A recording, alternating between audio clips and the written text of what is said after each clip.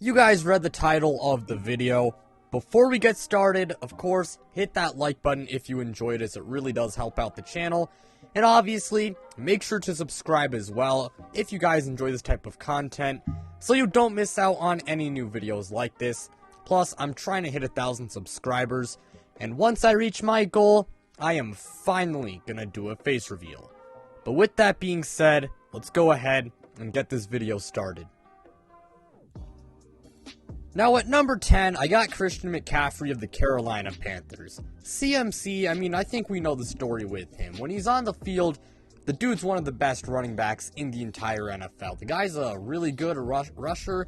Along with that, he's maybe the best receiving back in the entire NFL. And he's also one of the fastest running backs in the NFL. He's very agile and super shifty. I think we all now know how good of a player he can be. However, CMC these past two seasons has really not been able to stay healthy. 2020, he hardly played. 2021, he played a little bit more games, but, he only played 7 out of, 17 possible games, man. So, CMC, I really do hope that he stays healthy for, finally in 2022, and I really do hope that he has a good season, because he's phenomenal when he's on the field, and I really just want to see a healthy Christian McCaffrey. At number 9, I have Ezekiel Elliott of the Dallas Cowboys.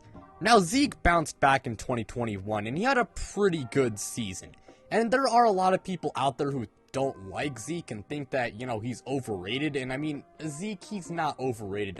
Literally everyone shits on him anytime you bring him up, saying, oh, Tony Pollard's better and all that. Like, yeah, I wouldn't exactly disagree with you if you said that Tony Pollard, would be better if he got a starting job in the NFL, but Zeke is still a very good player. Like, yes, he can be inconsistent, but the guy, he's still a great player, really good as a rusher and, power back, also not that bad of a receiver, and he is also a pretty good pass blocker. So, yes, Ezekiel Elliott, he does have his problems, but that being said, he's still a top 10 running back, and last year, he had 1,002 rushing yards, 10 rushing touchdowns, and he averaged 4 yards a carry.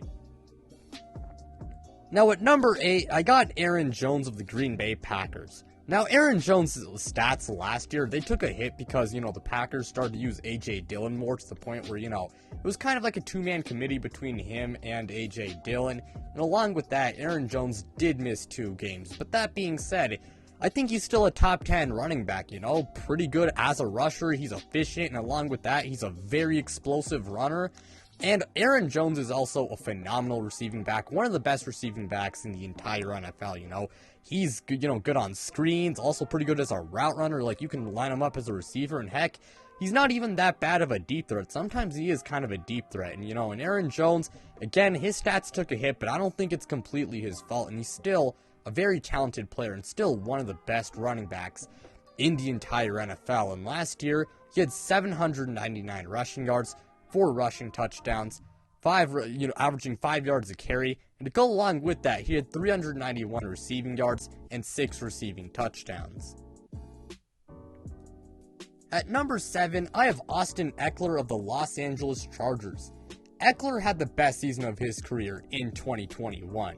Heading into the year, one big complaint about him was that as a rusher, he was kind of mid. However, he improved a lot as a runner this year, and he had his best season on the ground.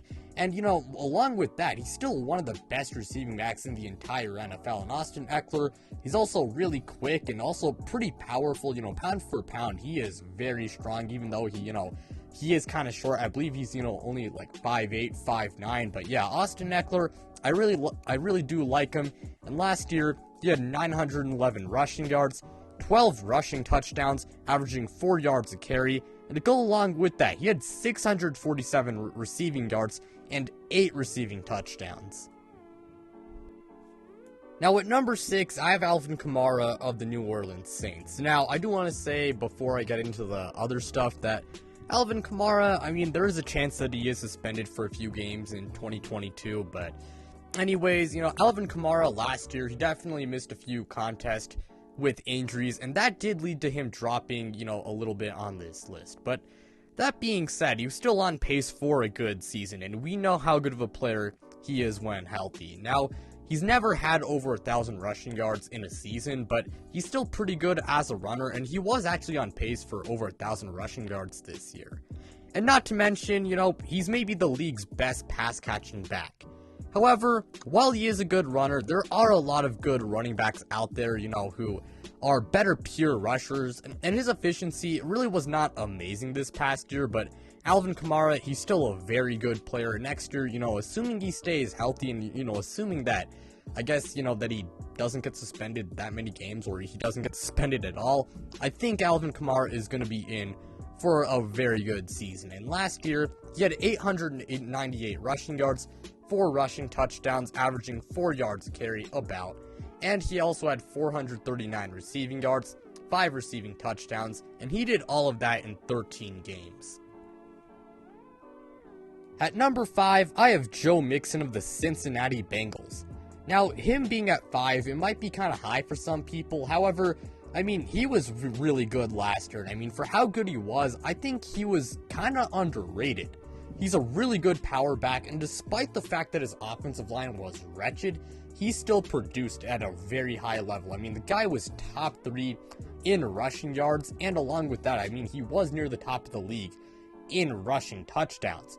Not to mention, Joe Mixon, he can also catch passes when needed. And yeah, I will admit, he can be inefficient sometimes, but you could chalk some of it up to that bad offensive line. And with an improved Bengals offensive line, Joe Mixon, I think he's going to be in for another monster season. And I do believe that he probably will be more efficient. But yeah, with that being said, his stats last year, they were 1,205 rushing yards, 13 rushing touchdowns, averaging 4 yards a carry, and to go along with that, he had 314 receiving yards and 3 receiving touchdowns. At number 4, I have Dalvin Cook of the Minnesota Vikings. I won't lie, Dalvin, he was good last year, but he was a little bit underwhelming, and because he didn't really rush for as many touchdowns as I would have hoped for. But that being said, he was still pretty good for Minnesota last year. He can beat you with speed, and he's maybe the most explosive running back in the entire NFL. And not to mention, Dalvin Cook, he's also pretty powerful, and he can beat you with power as well. And Dalvin Cook, again, a little bit underwhelming last year, but he's still pretty good. And if Kevin O'Connell, if he's the real deal and uses, Dalvin Cook creatively, I think Dalvin Cook, he might be in for a career season. And apparently, according to, I guess, Vikings, reporters, Kevin O'Connell plans on using him a lot more as a receiving back, which I really like to see because he is a pretty capable receiving back as well.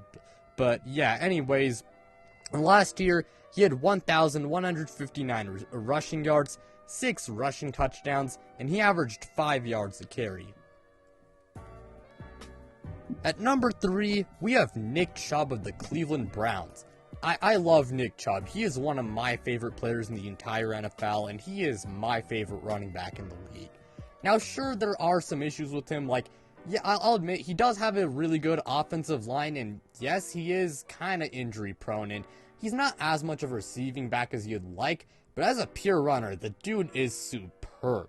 He can beat you with some speed, and along with that, the guy is really powerful, and he's super tough to bring down. And last year, he was really good as he had 1,259 rushing yards, 8 rushing touchdowns, and he averaged 5.5 yards a carry. And he did all of that in 14 games. And keep in mind, Nick Chubb, yes, he has issues, but also, he does need to split carries with guys like Kareem Hunt. And heck, he did the same with Dearness Johnson. And if Nick Chubb, let's say he played, in every single regular season game every year, and also, got all the carries to himself, then he would put up even better numbers, which is a little bit scary to think about, because Nick Chubb, he already puts up monster stats. At number 2, our runner-up, it is Jonathan Taylor of the Indianapolis Colts. Some people might find this kind of surprising, and I'm sure you guys can guess who I think the best running back in the NFL is, but anyways, Jonathan Taylor in his rookie year was pretty good, and he was even better in his second year. Now, sure, his offensive line is good, but Taylor, he was phenomenal last year.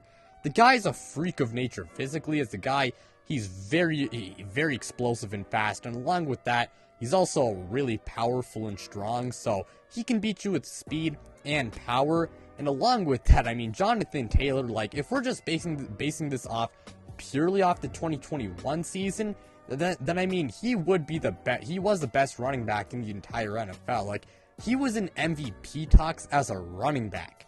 And last year, he had 1,811 rushing yards, 18 rushing touchdowns, averaging 5.5 yards a carry. Along with that, he had 360 receiving yards and 2 receiving touchdowns. And I do want to add 2 things.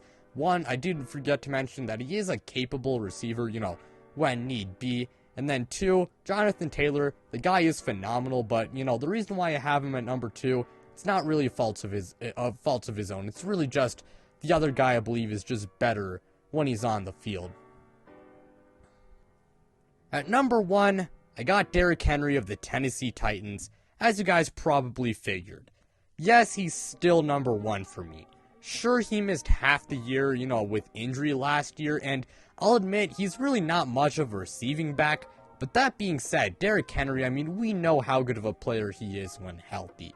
Last year, he was top 10 in rushing yards despite the fact that he missed half the year, and if he played in all 17 games, he was on pace for just as good of a season as Jonathan Taylor. And Derrick Henry, I mean, we know the case with him. The guy is a complete freak of nature. He's the best power back in the NFL, and he's no turtle either. I mean, he really is not that slow, especially for a man his size, which, I mean, that's scary to think about. I mean, I feel bad for anyone who has to tackle Derrick Henry, especially like a defensive back who's not, you know, terribly strong. You know, Derrick Henry, he is one of the most unstoppable players in the NFL, and I mean, I can see why some of you guys might think that Jonathan Taylor should be one, but, you know, personally, I just think that Derrick Henry, like, he's just better when he's healthy. I mean, this is just, like, you know, 1 year where he missed, like, half the year, but anyways, that's gonna do it for me. Thank you guys so much for watching. It really does mean a lot to me. And of course, check me out on social media. Links to them, they are in the description below. But without further ado, I'm out, you guys.